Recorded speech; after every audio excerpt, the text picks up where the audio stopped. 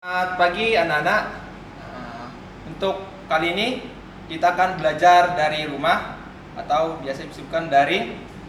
Meskipun kita belajar dari rumah, saya harap, Bapak harap pembelajaran ini kita bisa berguna dan bermanfaat dan kalian selalu optimis, motivasi dan semangatnya selalu dijaga dengan baik.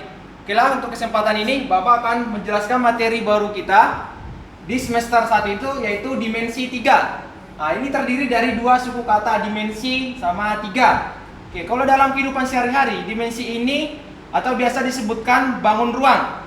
Nah, kalau dalam kehidupan sehari-hari, dimensi 3 ini bisa misalnya kamar tidur yang berbentuk balok, atau kotak makanan yang berbentuk kubus, atau kaleng susu yang berbentuk tabung. Itu salah satu contoh dimensi 3. Di sini ada yang pertama itu adalah jarak. Jarak antara titik dengan titik. Artinya di sini dalam kehidupan sehari-hari, jarak itu kalau kita menggunakan Google Map, misalnya kita mau pergi dari Siantan ke Benga Mall. Di situ Google Map itu ada titiknya, ada rutenya, ada jaraknya yang harus kita tempuh atau rute yang paling cepat. Oke, sini ada tersedia jarak antara titik dengan titik.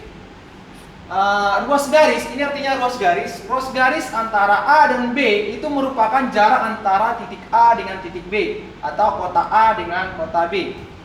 Jarak antara titik dengan titik merupakan panjang garis. Jadi panjang garis lurus yang menghubungkan dua titik tersebut. Di sini ada ruas garis. Kalau di aplikasi atau penerapan di dalam kehidupan sehari-hari, itu bisa kita lihat misalnya di kerangka atau struktur jembatan. Di struktur jembatan itu terdiri dari ada baja atau besinya.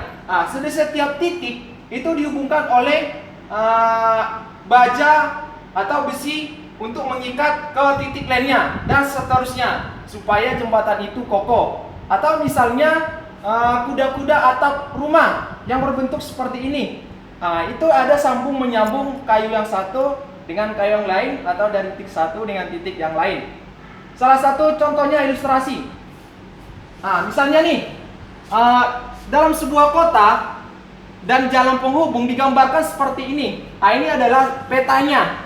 Ada kota A, B, C, D. Dan masing-masing sudah tentukan jaraknya dari A ke B, B ke C, C ke D. Oke. Jika misalnya nih kota ini kita misalkan si Alvin. Jika si Alvin mau pergi ke rumah temannya, misalnya si C, yaitu si Citra, kita misalkan inisial Citra. Ada beberapa pertanyaan yang akan muncul. Yang pertama adalah rute tercepat atau terdekat yang bisa ditempuh dan panjang lintasannya. Kira-kira yang mana nanti rute tercepatnya? Yang kedua, rute terlama atau terjauh yang dapat ditempuh dan panjang lintasannya yang ditempuh oleh si Alvin. Pertanyaan ketiga yang akan muncul mungkin berapa banyak rutenya, berapa banyak pilihan yang bisa digunakan oleh si Alvin menuju si C. Pertanyaan keempat, kelima, kalian bisa membuat pertanyaan sendiri. Bisa jadi pertanyaannya si Citra ada ndak ya di rumah, kira-kira seperti itu. Untuk menjawab pertanyaan 3 yang saya buat ini tabel kemungkinan rute yang dapat ditempuh si Alvin. Kemungkinannya, coba kita lihat sini. Ini A, ini C. Kira-kira rute tercepatnya atau mungkin kemungkinannya, mungkin dari A kita langsung ke C aja. Berapa panjang lintasannya? Di sini A ke C ada 23. Berarti 23 km. Mana lagi kemungkinan untuk A ke C? Bisa aja dia ke B dulu, ke si Budi dulu, ke rumah si Budi, habis itu pergi ke rumah si Citra. Berarti dari A pergi ke rumah si Budi, kemudian ke rumah si Citra. A ke B tadi berapa? 16. Ditambah B ke C 18. Berarti berapa? 34 km. Ada lagi enggak kira-kira kemungkinannya? Ada. Yaitu dia A pergi ke si Dodi, kemudian ke si Citra. Berarti dia kemungkinan dia ke si Dodi dulu atau ke D, baru dia menuju si Citra. A ke D berapa? 20 km. Tambah si D ke C 23 km. Jadi totalnya 43 km. Ada lagi enggak kira-kira kemungkinan nih? Ada. Oh, mungkin dia ke A, ke B. Habis itu ke D, habis itu ke C. Ini namanya berbelit-belit nih. Berarti dia A, kemudian dia ke B dulu. Habis itu pergi lagi si ke D. Pergi lagi ke C. Nah, ini berapa nih kira-kira nih panjang lintasannya? A ke B yaitu 16, habis itu B ke D 17, kemudian D ke C 23. Berarti totalnya ini 40, 56 km. Ada lagi enggak kira-kira? Kalau dia seperti ini, ada lagi enggak kira-kira? Ada. Berarti dia A ke D dulu. Habis itu mutar lagi ke B, habis itu ke C. Berarti A dia ke si Dodi dulu ngajak temannya, habis itu diajak lagi si Budi. Nah, bukunya baru bersama-sama mereka sama si Citra. Berarti A ke D 20 tambah 17, kemudian tambah 18. Nah, ini berapa? Ini 20 tambah 17 37 tambah 5 berarti 55 ya? Salah. 55 km.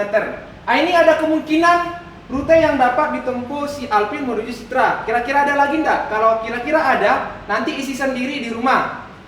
Di sini ada 3 pertanyaan yang Bapak buat. Pertama, rute tercepatnya. Dari rute kemungkinan yang saya buat, mana rute tercepatnya? Yaitu A ke C. Dia langsung. Ibarat perasaan, kalau kita mau ungkapkan langsung aja, jangan berbelit-belit. Kemudian rute terlama atau terjauh, kira-kira sini yang paling jauh mana? Ini. Ini yang paling berbelit-belit nih. Udah ke B, ke D, ke C lagi. Kemungkinan. Pertanyaan ketiga, berapa banyak rute yang dapat dipilih oleh Alvin ke rumah Citra? Kemungkinan yang saya buat adalah 5. Kalian coba lagi, ada enggak lebih dari 5? Berarti pertanyaan 1 udah terjawab. Pertanyaan kedua sudah terjawab. Pertanyaan ketiga sudah terjawab. Isi pertanyaan berikutnya di rumah. Oke? Dari penjelasan Bapak, jika diketahui sebuah titik atau sebuah kotak ke titik B atau ke titik yang lain dengan menggunakan rumus Pythagoras, ini tegak lurus, untuk mencari jarak titik A ke B atau jarak titik 1 ke titik lainnya, dapat menggunakan rumus AB sama dengan akar dari X1 kurang X2. Ini X1 Y1, ini X2 Y2. X1 dikurang X2, habis itu dikodratkan, ditambah Y2 dikurang Y1 kuadrat. Ini adalah rumus untuk mencari titik. Sampai sini anak-anak paham ya? Oke.